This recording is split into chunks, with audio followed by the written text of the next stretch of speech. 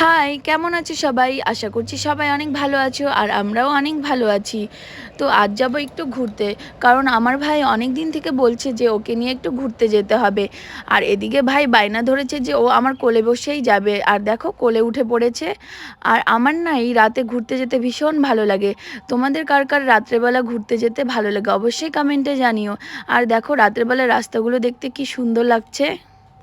এরপর কিছুক্ষণ যেতে না যেতে আমার ভাই গাড়ির মধ্যে পুরো দুষ্টুমি শুরু করে দিল। এই যে আমাদের দুষ্টু ছেড়ে মুখ লুকোচ্ছে, গাড়ির মধ্যে দুর্গন্ধ ছেড়ে দিয়েছে, যার কারণে আমরা বসতেই পারছি না, সব জানলা খুলে দিয়েছি। কে? আমি না তুই? আমরা কোথায় যাচ্ছি ভাই? কোথায় ঘুরতে যাচ্ছি? ইসলামপুর থেকে তো চলে আসছি অনেক দূরে। তুমি কিছু বলবা?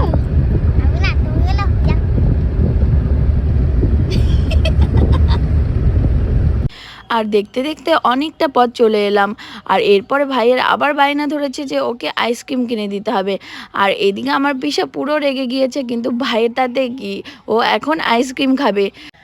তো ভাইকে নিয়ে চলে এলাম আইসক্রিমের শপে।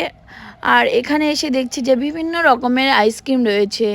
আর ভাই এখান থেকে নিয়ে নিল একটা আইসক্রিম।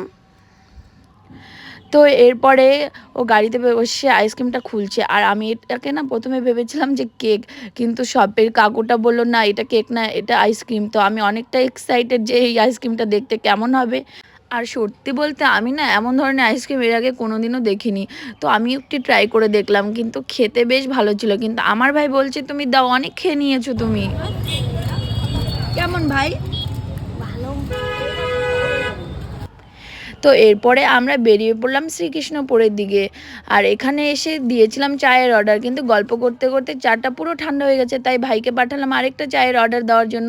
আর ও এখন নতুন ক্যারাটে ক্লাসে ভর্তি হয়েছে। তো ওখানে কী কী শিখেছে, ও যেখানে যায় সেগুলো আমাকে দেখাতে থাকে সারাদিন ভরে। তো আজকের মতো আমাদের ঘোরা তো কমপ্লিট। যদি ভিডিওটি ভালো লেগে থাকে অবশ্যই একটা লাইক করে দিও। তো আজকের মতো সবাইকে টাটা।